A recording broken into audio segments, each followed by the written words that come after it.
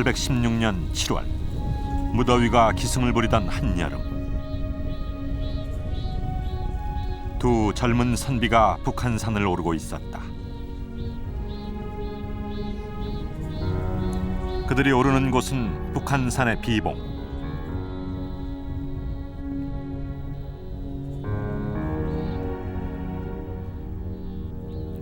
그들은 당시 31살의 추사 김정희와 그의 친구였다. 두 사람은 비봉 정상의 어느 비석 앞에 섰다.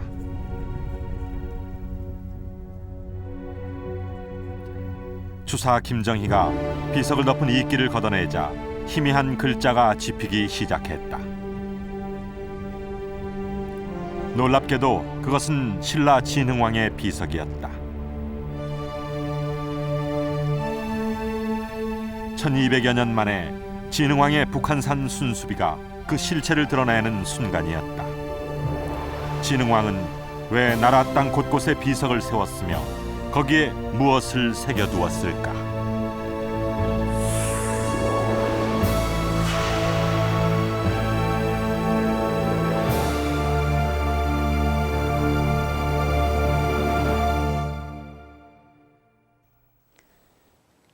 안녕하세요. 고두심입니다. 역사 속의 많은 왕들은 자신의 영토를 확장하려는 야망을 갖고 있었습니다. 신라 중기의 진흥왕, 그 역시 신라의 영토를 확장한 왕으로 알려져 있는데요. 그 증거가 바로 진흥왕 순수비입니다.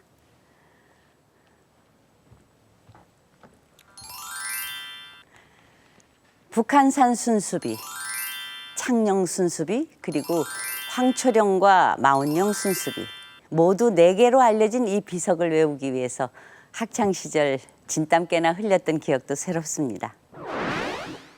순수란 황제가 천하를 돌아다니며 천지산천에 제사하고 지방의 정치, 민정을 시찰하던 풍습이라고 합니다. 바로 진흥왕도 이런 풍습을 따라 신라의 영토를 확장하고 비석을 세웠던 것입니다. 그런데 이 비석은 처음부터 진흥왕 순수비라고 알려진 게 아니었습니다. 삼국사기 기록입니다. 왕이 북한산에 순행하여 영토를 개척하고 강역을 확정하였다. 이처럼 진흥왕이 국경에 비석을 세웠다는 직접적인 기록은 없습니다. 그래서 진흥왕 순수비는 그것이 세워진 후로 약 1000년 동안 그 존재조차도 몰랐던 것입니다. 자, 4개의 진흥왕 순수비 중에서 가장 널리 알려진 북한산 순수비. 먼저 이 비는 어떻게 세상에 알려졌으며 지금은 어떤 모습으로 남아있는지 보시겠습니다.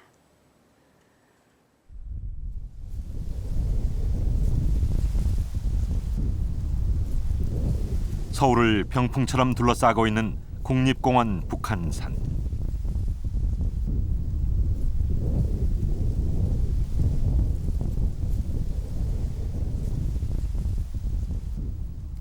도심에서도 가까워 사람들이 즐겨 찾는 친숙한 산이다.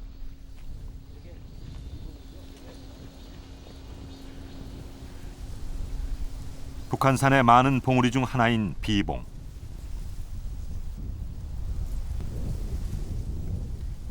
뛰어난 전망과 수려한 산세로 많은 사람들이 자주 찾는 곳이다.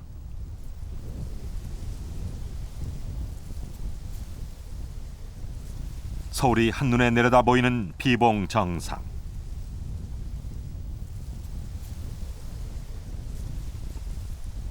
비봉의 정상에는 사각형의 화강암 비석이 하나 서 있다.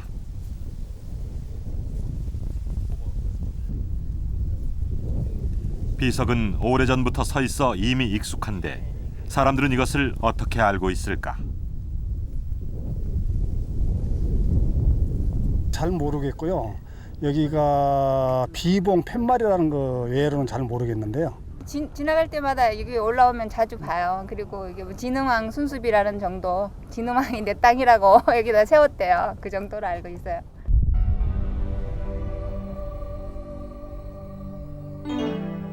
비봉의 비석은 간혹 진흥왕의 북한산 순수비로 오해를 받기도 하는데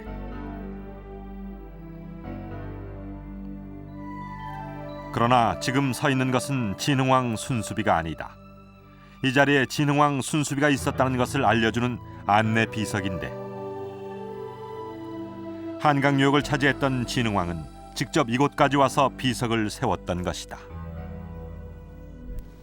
진흥왕이 이제 그 경주 작은 그 분지의 국가에서 살다가 정말 자기 군사들이 이렇게 점령한 아주 유서 깊은 이 요새로 말하면 이제 서울 일대 한강 유역 지역 이것을 이제 직접 순수해서 찾아와서 바라봤을 때 그 기쁨과 자부심은 대단히 컸을 것입니다.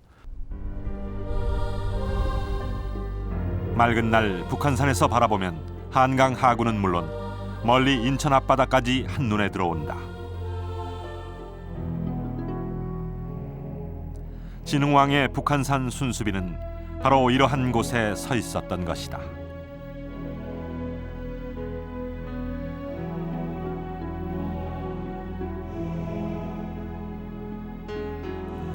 북한산 순수비 진품은 현재 국립중앙박물관에 보관 중이다. 그 비봉이 있던 거잖아요. 예. 근데 언제 이쪽으로 옮기게 됐습니까? 1972년에 그 비바람으로부터 보호하기 위해서 경복궁 국립중앙박물관으로 옮겼습니다. 겉면, 윗면이 전부 까져서 글자가 전혀 보이지 않습니다. 보이는 부분은 이 정도부터 아래 부분 정도까지 글자가 있습니다. 아마 이거는 비석의 뒷면에는 한국전쟁 당시 생긴 총탄 자국이 선명한데 200여 자 중 현재는 120자 정도만 판독이 가능하다. 이 부분부터 글자가 시작되는데요. 윗부분은 한꺼풀 까져서 잘 읽기가 어렵습니다. 맨 첫 번째 줄에 진흥태왕 이렇게 시작이 됩니다. 해서 이 지역을 순수한 내용이 나오고 중간에 그 순수 관경이라고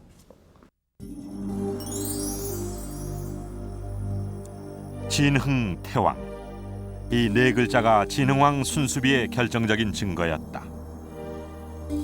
그렇다면 추사 김정희의 발견 이전 이 비석은 어떻게 알려져 있었을까? 이중환의 택리지에 이 비석에 대한 기록이 나온다.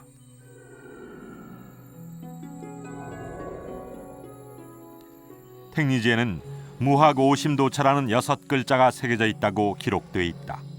즉, 이 비석을 무학대사의 것으로 오인하고 있는 것이다. 추사 김정희 역시 별다른 기대 없이 이 비석을 찾았다가 깜짝 놀랐던 것이다. 판독 결과 진흥왕 순수비로 드러난 것이다. 그 감흥이 너무 컸던지 추사 김정희는 비석의 왼쪽에 자신이 이 비석을 진흥왕의 것으로 판독했다고 새겼다. 이 내력은 김정희의 글을 모은 완당전집에 전하는 내용인데요. 여름에 친구와 함께 북한산에 놀러 갔습니다. 멀리 무학대사비라고 알려진 비가 보였습니다. 장난기가 발동한 김정희는 올라가서 위에 당시에는 이끼가 무성했었습니다만 이끼를 벗기고 문질러 보았습니다. 그러자 바로 이 부분인데요. 진흥태왕이라는 글자가 나왔습니다. 이후 김정희는 1년 동안 이 비를 연구해서 비로소 이 비가 진흥왕 순수비라는 것을 밝혀내게 됩니다. 또한 추사 김정희는 비문에 남천군주라는 글자를 판독, 비석의 건립 시기까지 밝혀냈다. 즉, 삼국사기의 남천주 설치 기록과 비교, 비석의 건립 시기를 568년 이후로 추정했는데 이는 지금도 학계에서 정설로 인정받고 있다.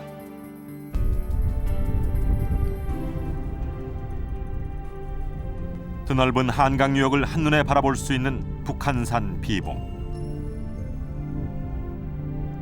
그러나 비석을 세우기에는 좁고 또 매우 험한 곳이다. 그렇다면 진흥왕은 왜 이 높은 곳까지 올라와서 비석을 세웠을까? 이제 신라가 그동안 경상도 지역, 그야말로 영남의 작은 국가에서 이제는 한반도의 중심으로 와서 백제나 고구려와 대등한 그 세력을 펼치면서 더군다나 그것을 물리쳤다는 자부심을 갖게 되는 그러한 큰 계기를 가졌던 이 한성 지역의 그 점령이죠. 그리고 더군다나 앞에 보이는 이제 서해안을 통해서 저 이제 중국까지도 교류를 활발하게 가질 수 있는 여건을 갖추게 된 것입니다. 여기서 이제 신라는 한마디로 영남의 작은 국가에서 한반도의 중심 국가로 결국은 이제 통일을 향해서 나갈 수 있는 대국가로 나아갈 수 있는 국가로서 한 단계 업그레이드 된 그런 사건이 벌어졌고, 그걸 기념해서 여기에 이제 순수비를 세웠다고 생각됩니다. 강대한 신라를 꿈꾸었던 진흥왕. 그는 그토록 바라던 한강 유역을 차지한 후 자신의 영역을 한눈에 바라볼 수 있는 이곳에 순수비를 세웠던 것이다. 북한산 순수비는 이렇게 해서 역사의 전면에 나서게 되는데요. 아직도 알려지지 않은 진흥왕 순수비가 더 있을지도 모를 노릇입니다. 몇 개를 어디에 세웠다는 정확한 기록이 남아있지 않기 때문이죠. 자, 그 존재가 세상에 알려지는데 무려 1000년의 세월이 필요했던 진흥왕 순수비. 북한산 순수비 외에 나머지 비석들도 사연이 많습니다. 우선 창녕비. 이 비석은 일제시대 소풍간 학생들이 경남 창녕의 화항산 골짜기에서 발견된 것을 일본인 교장이 자신이 발견한 것으로 둔갑시켜 오늘에 이르고 있다고 합니다. 그리고 북한 땅에 세워진 황초령비와 마원령비. 황초령비는 세 조각으로 깨져버렸는데 임진왜란 때 일본군의 소행이었습니다. 그것이 많은 세월을 거친 후 어렵게 제 모습을 찾았다고 하는데요. 이 두 비석은 지금 북한의 함흥역사박물관에 보관되고 있습니다. 언젠가는 그 진품을 볼 수 있겠죠. 자, 그렇다면 이 진흥왕 순수비는 무엇을 담고 있을까요? 단순히 경계의 표시일까요? 이 비석에는 1500년 전 신라 사회를 엿볼 수 있는 열쇠가 새겨져 있습니다. 창녕비부터 보시겠습니다.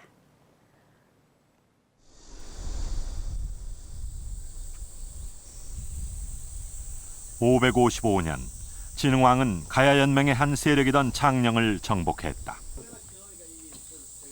그것을 기념하여 세운 창녕비. 지금은 국보 33호로 지정 비가가 안에 보호받고 있다. 비석은 자연석의 표면을 손질하여 글자를 새겼는데 640자 중 180여 자는 마모되어 판독이 불가능하다. 저희들이 어릴 때는 교수님이 상당히 참 글자가 잘 보였는데 한 35년, 한 40년 정도 흐르고 나니까 현재는 글자가 그때 당시보다는 많이 참 안 보이네요. 사라진 글자를 찾을 수 있는 방법이 없을까?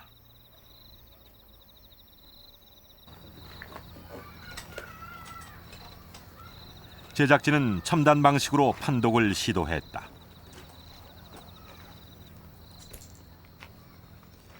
비접촉 3차원 스캔 방식이 그것이었다. 그러니까 탁본을 하게 되면은 먹물이 묻히는 부분하고 안 묻히는 부분에 대한 어떤 그런 부분이 정밀하게 나타나지는 않습니다. 근데 저희들이 이 레이저 장비를 사용하게 되면은 좀 더 어떤 미세한 부분 깊이까지 알아내기 때문에 탁본으로 표현할 수 있는 어떤 그 찾아낼 수 있는 글자보다 저희들이 이 장비를 사용해서 레이저 방식으로 써서 어떤 그 글자를 추출해낼 때는 더 많은 정보를 받아낼 수 있다고 그렇게 봅니다. 비석의 표면에 레이저 광선을 쏘아 그것의 반사 속도를 컴퓨터가 인식, 비석의 글자를 읽어내는 방식이다.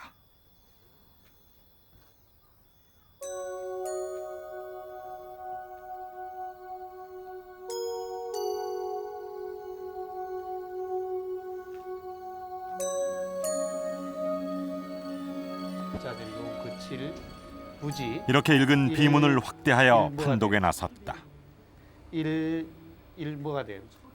판독 과정에서 애매했던 몇몇 글자를 확인할 수 있었다. 네모 안에 사람인으로 전해봤거든. 네모 안에 사람인이 제일 그러면서 이제 퀘스천 마크 붙여놔. 그러나 오랜 세월로 심하게 마모된 글자는 최첨단 방식도 한계를 드러낼 수밖에 없었다. 이 안에 잘 보이지 않던 게 그 이번 그 화면을 통해서 확실하게 보인다 이렇게 얘기하기는 어렵습니다. 다음에 화면을 보면서 이제 좀 느껴지는 거는 우리가 91년에 이제 여러분이 가가지고 이 육안을 하루 종일 보면서 이제 판독을 했는데 그때 이런 기술, 이런 장비가 있어가지고 같이 했으면은 그게 좀 더 정확한 판독이 이루어질 수 있었지 않았느냐. 대신 최첨단 탁본으로 몇몇 정보를 다시 확인할 수 있었다.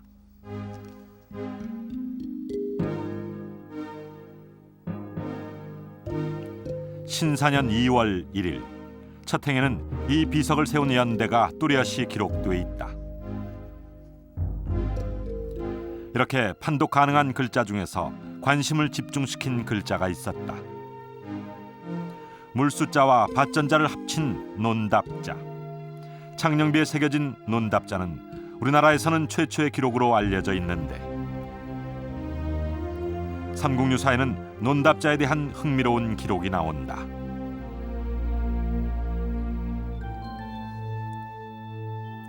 창녕비보다 훨씬 후대에 집필된 삼국유사는 논답자를 송무냐, 즉 우리가 만든 고유 글자라고 적고 있다. 이것이 사실일까? 중국과 일본의 사전을 찾아보기로 했다. 중국어 사전이고요. 이건 일본어 사전이고요.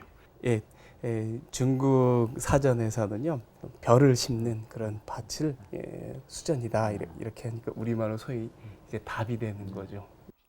중국은 논을 수와 전 두 글자로 표현하고 있다. 일본에서도 마찬가지로 수전 여기 미츠다 이렇게 되어 있습니다만은 조선에서는 속칭 답이라 해서 합자로 사용한다 이렇게 되어 있습니다. 그러니까 일본 역시 마찬가지. 이렇게 그 비문에다가 바로 답자를 사용한다든지 한 거는 이게 일반화가 돼 있다라는 표현이고요. 그리고 이렇게 수와 전을 합친 이런 글자가 우리한테서 쓰여지게 된 거는 그 답자의 그 필요성이 있다라는 것입니다. 그래서 이 답과 전을 분리를 해서 생각을 해볼 필요가 있었다는 걸 의미하고요. 그렇다면 진흥왕 시대 왜 독창적인 글자 논답자가 필요했을까?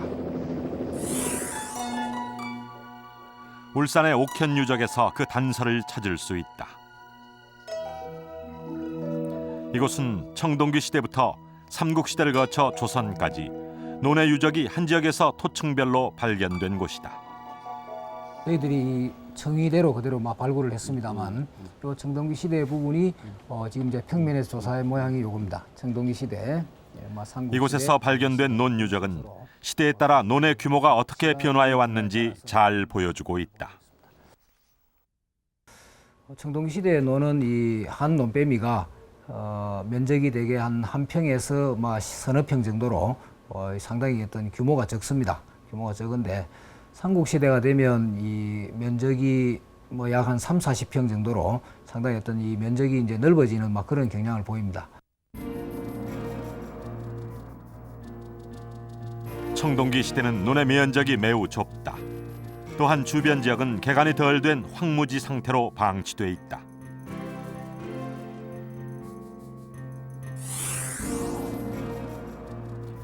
반면 삼국시대에는 주변의 개간도 완료되고 논의 단위 면적도 매우 넓어졌음을 알 수 있다.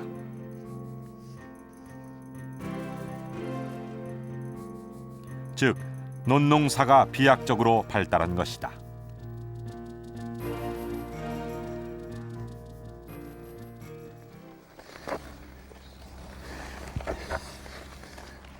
그렇다면 삼국시대의 논농사가 이처럼 비약적으로 발달할 수 있었던 배경은 무엇일까? 그것은 우경, 즉 소를 농사에 이용한 신기술의 도입에 있었다. 신라시대 여러 논유적지에서 발굴된 철제 농기구 유물들, 이들 역시 우경을 증명해주고 있다. 삼국사기는 지증왕 시대, 즉 진흥왕보다 약간 앞선 시기 이미 우경을 보급했다고 적고 있다. 이렇게 표시되어 있는 부분은 이 벼의 거루터기 흔적이라고 생각되는 것들입니다. 여기에 이 하얗게 보이는 이 부분은 이 사람 발자국, 사람이 걸어간 흔적, 이 발자국이 남아 있는 부분이고요. 그다음에 이제 요거는 소의 발자국이라고 생각되는 부분입니다. 이런 흔적들이 좀 자세하게 보이는 부분이 요건데요. 옥현 유적에서는 실제로 소의 발자국 흔적이 나와 우경을 증명하고 있다. 삼국시대 저희들이 대개 이 시기를 아마 한 6세기 후반에서 8세기쯤으로 생각하는데 이 논은 면적이 이제 넓어집니다. 넓어지는 이유가 우선 철제 농기구라든지 하는 이런 어떤 좋은 도구들이 이제 나오게 되고, 그 다음에 이제 이 소라든지 하는 이런 어떤 이 동물의 힘, 결국 그러니까 이 충력을 이용할 수 있기 때문에 경사면을 넓게 아마 이 평면화할 수 있는, 평탄화할 수 있는 그런 기술이 이미 들어와 있었기 때문에 아닌가 그렇게 생각을 하고 있습니다. 삼국시대 논농사의 발달을 보여주는 또 다른 곳이 있다. 경북 영천의 청제비.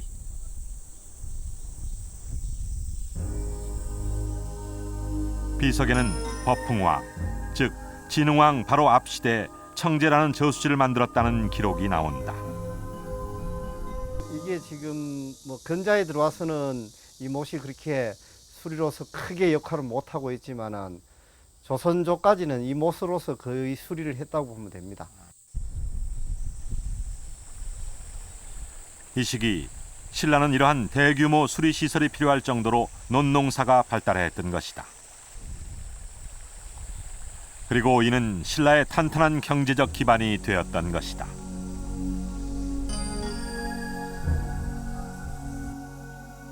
창녕비에는 경제력의 바탕이 되는 토지에 대한 진흥왕의 강한 집착도 엿보인다.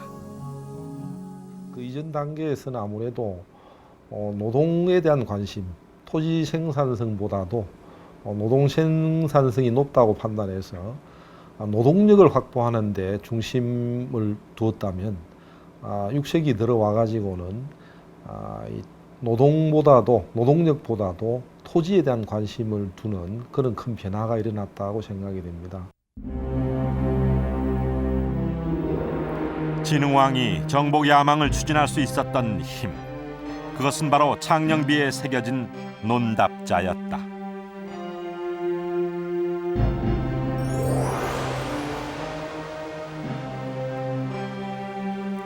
발달된 논농사와 이를 기반으로 한 경제력을 바탕으로 진흥왕은 영토 확장의 야망을 실현할 수 있었던 것이다.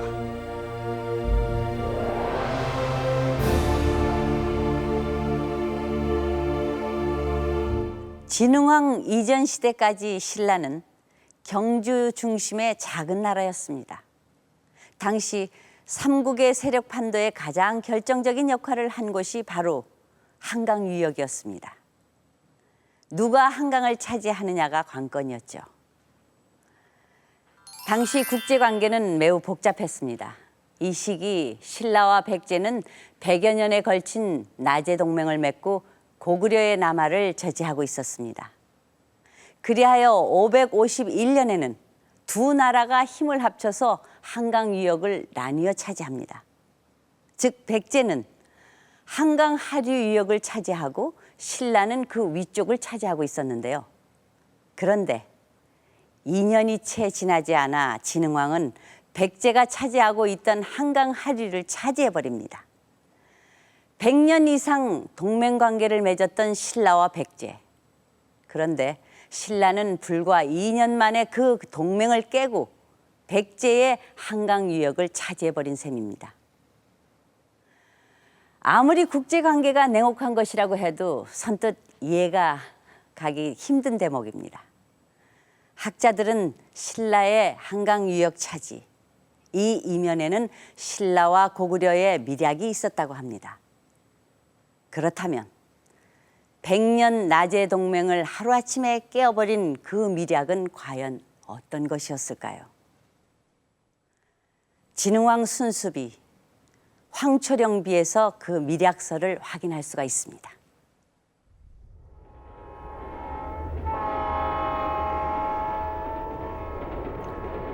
영남 지역의 신라에서 백제, 부여, 공주로 가는 길목에 위치한 충북 옥천. 오랫동안 신라와 백제가 치열한 다툼을 벌이던 전략적 요충지였다.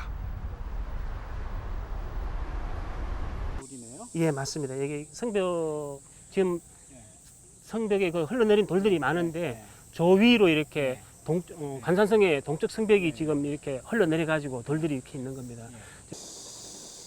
554년 이곳 관산성에서는 당시 한반도 세력 판도를 근본적으로 바꾸는 대규모 전투가 벌어졌다.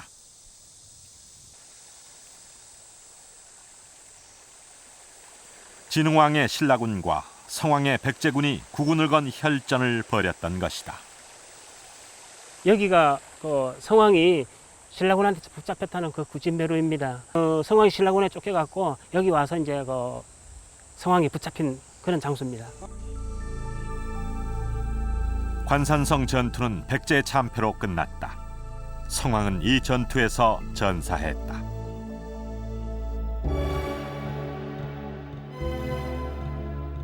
백제군 전사자는 무려 3만여 명에 이르렀다. 백제의 운명이 기우는 전투였던 것이다.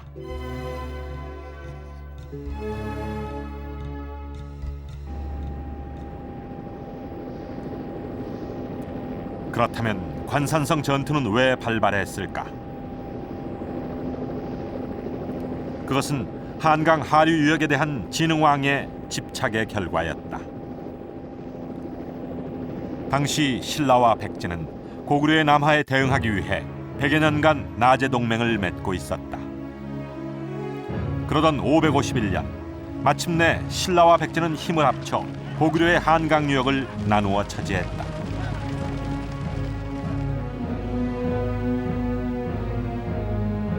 그러나 진흥왕은 이 100년 동맹을 불과 2년 만에 깨뜨리고 백제가 차지하고 있던 한강 하류 유역을 정복해버렸다.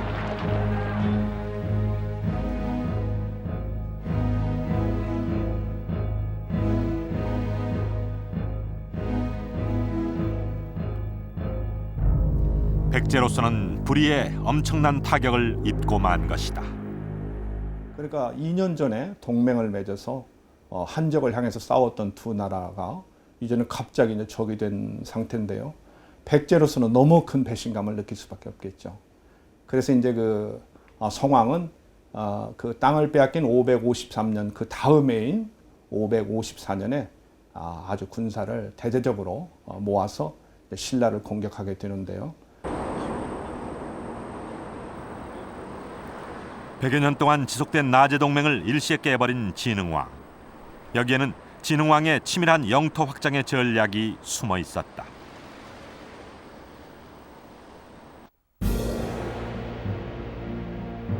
삼국유사에는 함께 고구려를 치자는 백제의 제안을 진흥왕이 거절하는 대목이 나온다.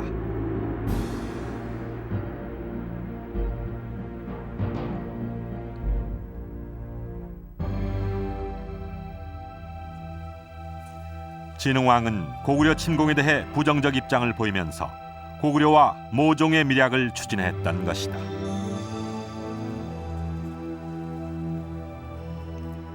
이런 진흥왕의 입장은 고구려의 호의적인 반응을 얻어냈다.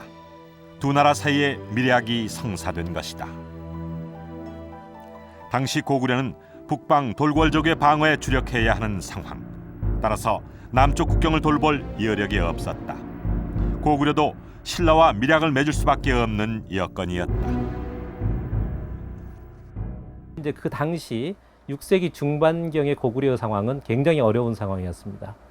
고구려는 3대에 걸쳐서 그야말로 왕위를 둘러싼 내분이 아주 치열하게 일어나면서 그 강성했던 국력이 크게 약화되는 그런 추세에 있었습니다. 그리고 한편으로 북쪽으로 이 돌궐족의 그 침략을 받아서 북쪽도 크게 위험한 그런 상황에 처해 있었기 때문에 일단 신라의 어떤 그 북진의 추세를 저지해야 될 그런 아주 절박한 상황에 있었던 것이죠. 이처럼 고구려와 신라의 밀약은 두 나라의 이해관계가 맞아떨어진 결과였다. 그렇다면 신라와 고구려의 밀약, 그 근거는 무엇일까? 바로 황초령비의 밀약설의 근거가 새겨져 있다. 즉, 진흥왕이 고구려 땅을 차지하자 이웃나라에서 화해를 요청해 왔다는 것이다. 마운령비와 황초령비를 보면은 그 영토를 획득하고 백성들을 얻었는데 이웃 나라가 사신을 보내서 신의를 지키고 화해를 요청해 오도다. 뭐 이런 비슷한 구절이 있습니다. 그래서 그 구절은 그 이웃 나라라고 하는 것은 고구려를 의미하는 것이고요. 고구려와 신라가 뭔가 협약을 맺었다라고 하는 것을 의미합니다. 이러한 두 나라 사이의 밀약설을 뒷받침해주는 기록이 있다.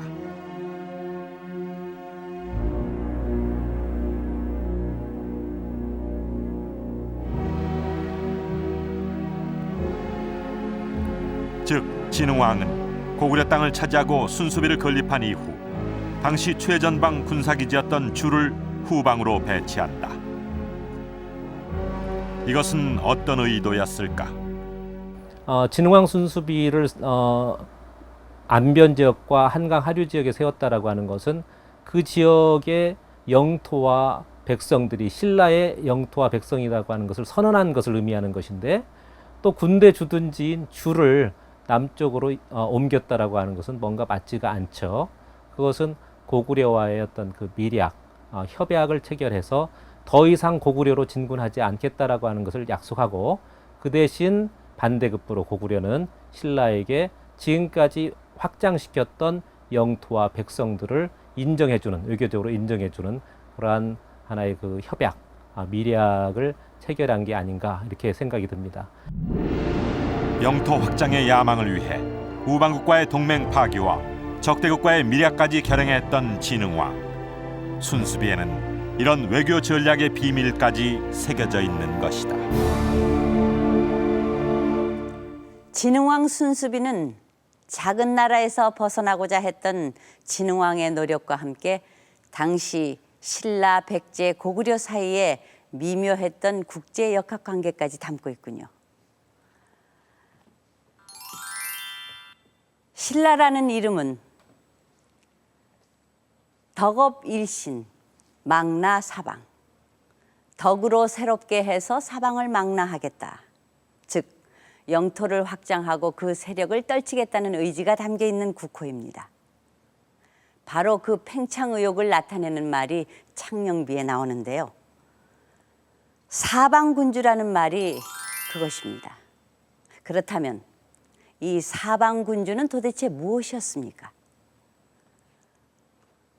창녕비에 기록된 사방군주는 현재 위치에서 비교해서 말하자면은 광주에 위치한 한성군주, 또 안변에 위치한 비리성군주, 그 다음에 계령에 위치한 간문군주, 그리고 창녕에 위치한 비자벌군주 4명을 사방군주로 표현을 해두고 있습니다.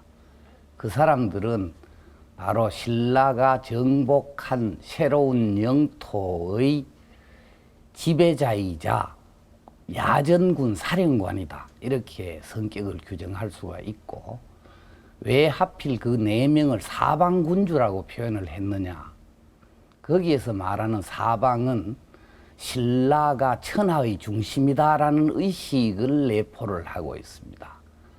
신라 경주를 중심에 둔 천하 사방을 다스리는 존재들인 셈이죠. 따라서 그 작은 사방군주라는 표현 속에 진흥왕대의 천하관, 세계관이 반영되어 있다, 이렇게 말씀드릴 수가 있습니다.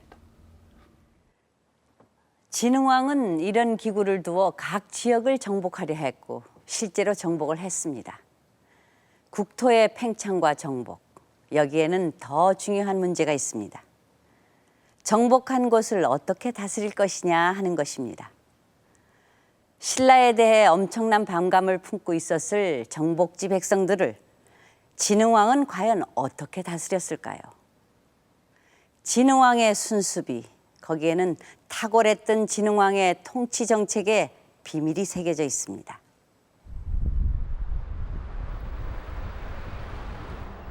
울진 지역은 오랫동안 고구려의 영향을 받던 곳이었다.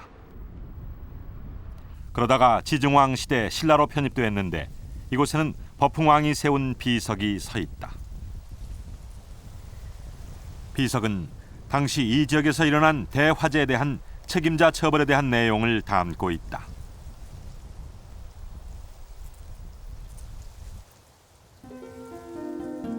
그런데 비문 중에는 피정복지인을 노인, 즉 노예로 묘사한 부분이 보인다.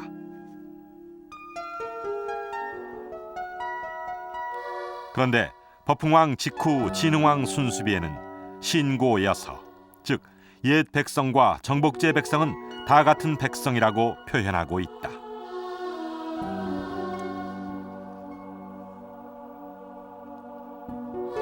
노인과 백성, 이것의 차이는 무엇일까? 봉평부에서는 새로운 정복 집단에 대해서 노인으로 표현을 하고 있어요. 노비 노자에 사람 인자, 노비 같은 사람.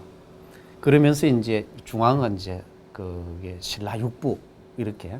그래서 중앙하고 지방을 상당히 이제 구별하고 지방을 이렇게 차별화 시켰는데, 이제 진흥왕의 순수비에 보면은 이제 그런 이제 지방민을 노인과 같이 별도로 취급하는 게 아니고 이제 새로이 내 백성이 되어졌다, 이렇게 이제 보는 것이죠. 그래서 이제 진흥왕 들어오면은 자기 영역 내에 살고 있는 사람, 이거는 전부 왕의 백성이고 왕의 지배를 똑같이 받는 사람들이다, 이렇게 이제 인식이 확대되어져 나간 그런 모습을 보여주고 있는 것입니다.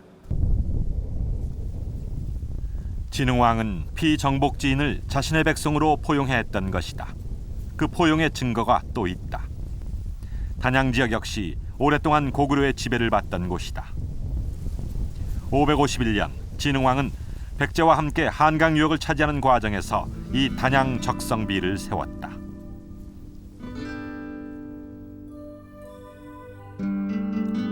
그런데 이 적성비에는 당시 고구려인에서 신라인으로 복속된 한 인물을 새겨놓고 있다. 복속민 야이차. 그렇다면 진흥왕은 왜 이 복속민의 이름을 비문에 새겼을까? 신라가 차지하면서 야이차라는 인물이 큰 공을 세웠습니다. 신라는 큰 공을 세우고 죽은 것으로 판단되는 야이차의 가족과 그 처에게 큰 포상을 내림으로써 이 지역 주민들에게 이제는 신라 백성으로 살아라, 신라에 충성해라 하는 그런 뜻을 담고 있습니다. 비석은 진흥왕의 탁월한 정복지 통치술도 담고 있다. 울릉도를 개척했던 이사부, 김유신의 할아버지인 김무력 등의 이름도 보이는데,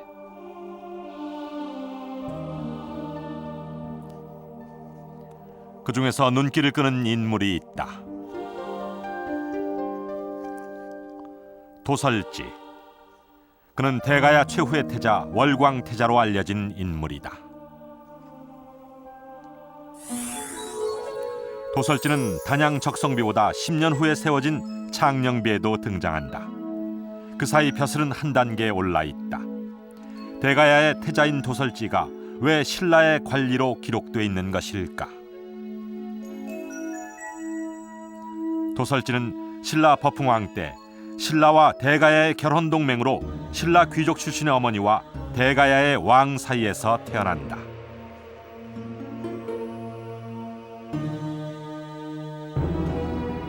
당시 신라는 대가야를 두고 백제와 치열한 각축전을 벌이고 있었다. 그러던 중 대가야의 외교 노선이 백제 쪽으로 기울게 되자 도솔지는 어머니의 나라 신라로 망명하게 된다. 신라가 도솔지를 끌어들였던 것이다.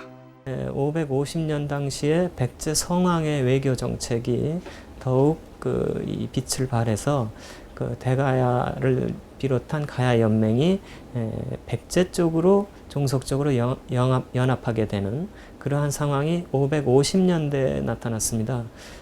그러자 신라가 520년대부터 공을 들여놓고 결혼 동맹을 통해서 대가야 쪽에 공을 들여놓은 게 이제 월광태자인데, 그를 통해서 다시 한번 대가야를 넘볼 수 있겠다는 희망을 갖게 되었을 거고, 아마 그래서 신라 왕실로서는 대가야의 태자인 월광을 우대해서 자기 귀족 집단에 끌어들이고 아마도 그를 관료로 임명하고, 적성비에 나오는 기록으로 봐서는 그를 장군으로 활용했던 것으로 보입니다. 신라와 백제의 틈바구니에서 하나둘 사라져갔던 가야 연맹.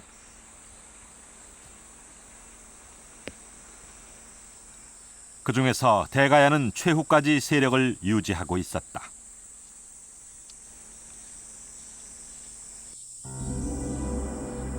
그 대가야의 마지막 태자 도솔지. 그의 이후 행적을 쫓아가면 진흥왕의 탁월한 정복지 통치술을 만날 수 있다.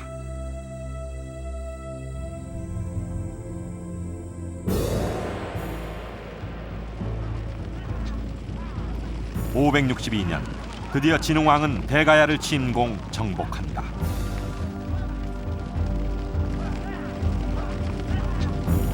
그런데 이 과정에서 흥미로운 기록이 나온다.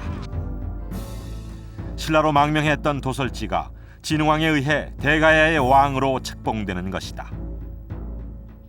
진흥왕은 왜 도솔지를 대가야 왕으로 삼았을까?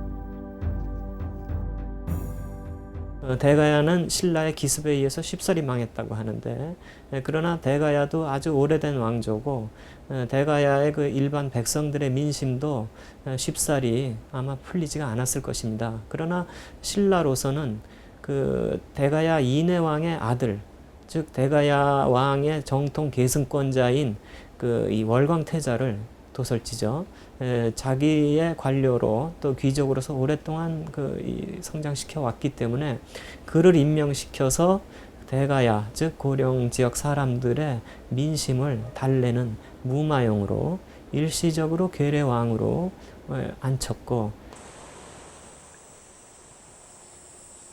그러나 진흥왕은 여기서 멈추지 않았다. 대가야의 민심이 어느 정도 무마되자 도솔지를 대가야의 왕에서 축출하고 마는 것이다. 이후 도솔지는 승려가 되어 가야산 깊은 곳 월광사라는 절에서 쓸쓸한 최후를 마친 것으로 전한다.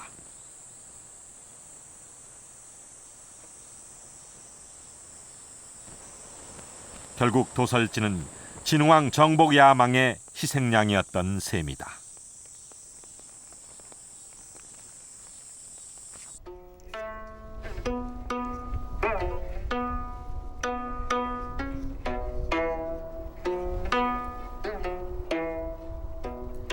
강력한 정복 정책을 펼치던 진흥왕.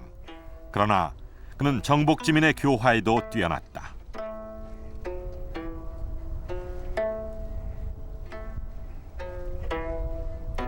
진흥왕과 우르의 관계가 이를 잘 말해주는데,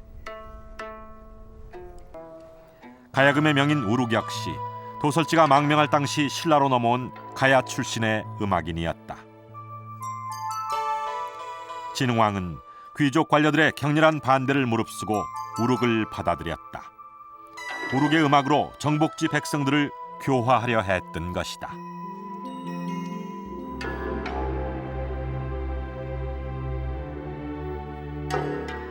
정복의 야망을 하나씩 실현하면서 포용과 교화로 정복지 백성들을 동화시킨 진흥왕. 그는 정복왕과 교화왕의 두 얼굴을 갖고 있었던 것이다.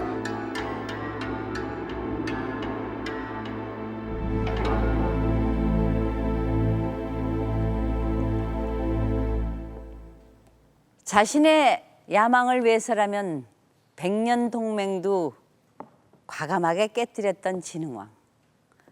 정복지를 지배하기 위해서는 적국의 왕자까지 왕으로 삼고 그 백성들을 교화하기 위해 포용 정책을 펼쳤던 진흥왕. 그리고 그 기록을 천년 세월 동안 나물비석으로 남긴 진흥왕. 그러나 진흥왕이 국토 곳곳에 순수비를 세운 것은 또 다른 의도가 있었습니다. 창녕비에 새겨진 비문의 일부입니다. 여기에는 수많은 이름이 나오는데요. 당시 신라 귀족 관료들의 이름만도 무려 39명이나 보입니다. 이들 이름 중에는 우리에게 낯익은 인물도 보이는데요. 거칠부, 이는 바로 진흥왕 때 국사를 편찬한 인물이고요. 김무력, 이는 나중에 삼국을 통일하는 김유신 장군의 할아버지입니다. 이들 39명의 귀족 관료는 당시 신라를 이끌던 핵심 인물들이었습니다. 요즘에 치자면 삼부의 요인들이 다 모인 셈인데요. 이들이 모두 경주를 떠나 창녕비를 세운 현장까지 온 것이죠. 이것은 무엇을 의미할까요? 자, 그렇다면 진흥왕은 누구이며 그가 순수비를 세운 진짜 이유는 무엇인지 쫓아가 보겠습니다.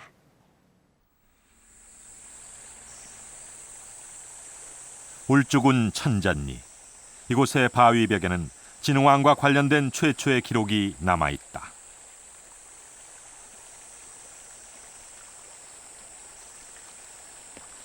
높이 약 3m, 길이 10여 미터의 경사진 바위면.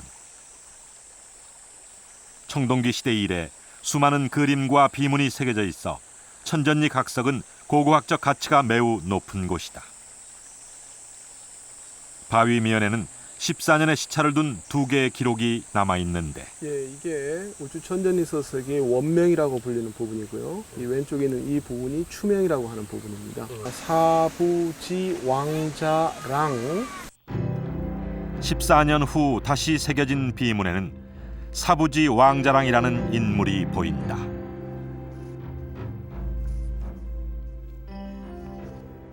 사부지 왕자랑은 바로 사부지 왕의 아들로서 바로 이 이듬해 540년에 왕위에 오르게 되는 진흥왕을 가리킵니다. 이 당시 나이는 불과 6살이었던 것으로 알려져 있고 진흥왕은 삼국 4기에 540년 7살의 나이로 즉위한 것으로 되어 있습니다. 그래서 아주 나이 어린 시기에 왕으로 즉위하기 1년 전에 이곳에 자기 아버지, 죽은 아버지의 흔적이 남겨 있는 이곳에 찾아온 것으로 파악할 수 있습니다. 근친혼이 성행하던 신라 왕실에서 버풍왕의 조카이자 외손자이기도 했던 진흥왕. 그는 겨우 7살의 나이로 즉위. 마침내 신라 최대 전성기를 이룩한다.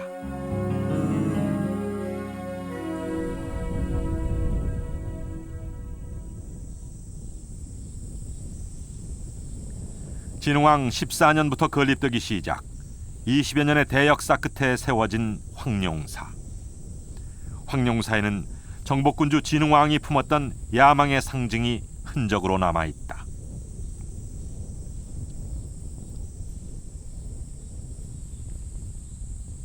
높이 16척, 약 5m에 이르렀다는 장육존상이 바로 그것이다. 진흥왕은 황룡사에 장육존상을 건립하면서 자신이 강력한 정복군주로 인식되기를 원했다. 그래서 그는 인도 아소카 왕의 전설을 빌어왔다. 즉 인도를 통일한 아소카 왕이 마지막 단계로 장육존상을 건립하려 했으나 실패하자 그 재료를 바다에 띄웠다. 그것이 신라로 전해졌고 진흥왕이 단숨에 장육존상을 완성했다는 것이다.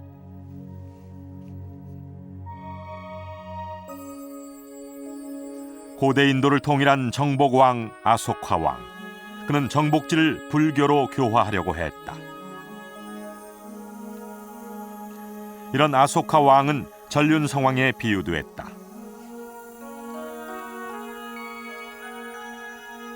전륜성왕은 불법의 바퀴로 세계를 교화하는 인도 신화 속의 인물이었으며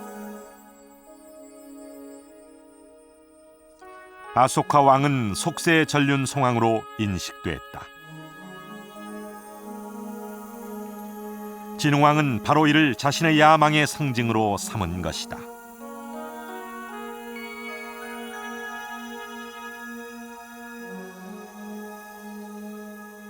불교의 전례와 함께 이 신라의 아쇼카 왕의 그러한 고사가 전해졌던 것으로 생각이 됩니다.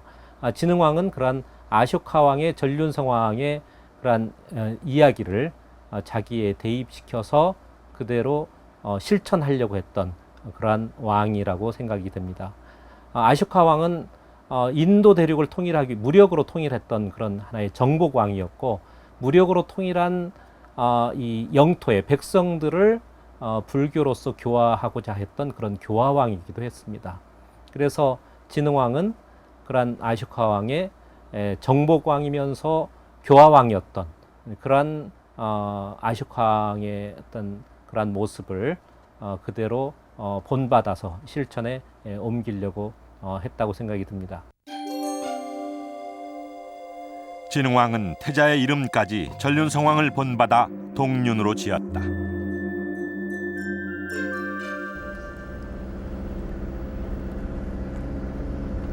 이런 인식을 바탕으로 진흥왕은 강력한 정복 정책을 펼치고 순수비를 세웠던 것이다.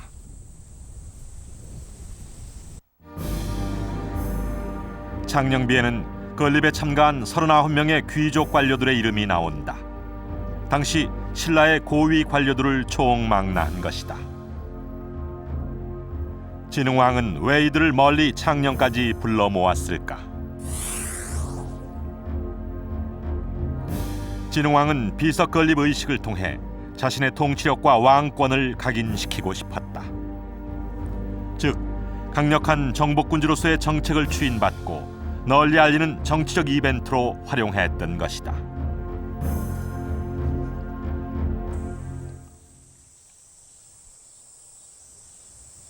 입비의식을 통해 자신의 야망과 정책을 과시하고 또한 영토의 경계로 삼았던 진흥왕.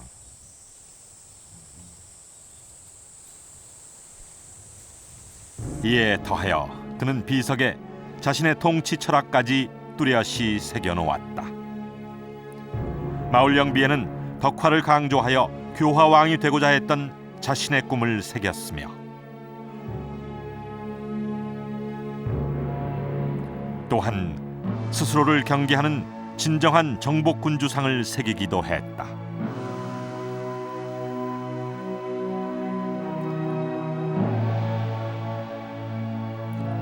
황초령 비에는 정복지 백성들을 적극 포용하고 활용하려는 의지도 보인다. 이러한 진흥왕의 순수비는 과연 어떤 효과를 불러왔을까? 고대 사회 진흥왕 시대의 왕이 정말 서울을 지금의 서울 지방, 당시로서는 상당한 북방 영토겠죠. 신라로서는. 그다음에 한경도 지역까지 직접 순수를 했다는 것은 좀 놀라운 일이죠. 그러니까 일생 혹은 뭐 조상 대대로 한 번도 볼 수 없었던 왕을 백성들이 직접 보고, 그다음에 거기를 지키는 군인들도 왕을 직접 보게 되겠죠. 이럴 때 그 지역에 있는 군인들이나 백성들이 왕을 향한 어떤 감격이랄지, 그다음에 왕과의 아주 일체감, 거기서 오는 충성심이 대단한 거죠. 그런데 이제 왕은 또 백성들을 막 포상하고요, 또 현재 군인들도 위로하고, 그리고 또 비문을 이렇게 세워서 자기가 온 사실을 이제 영원히 남기게 이렇게 되는데요. 그럴 때 이제 백성들이 왕의 존재를 직접 느꼈을 뿐만 아니라 그 비문을 통해서 지속적으로 왕의 어떤 통치를 자기들이 받는다는 것을 늘 확인하는 그런 셈이죠.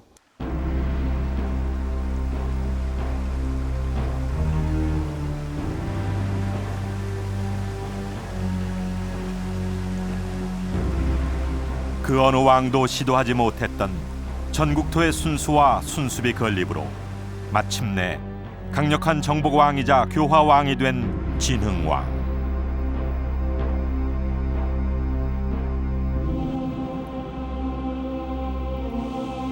그는 젊고 패기 넘쳤던 자신의 꿈과 야망을 새겨 나라 땅 곳곳에 천년 비석을 세웠던 것이다.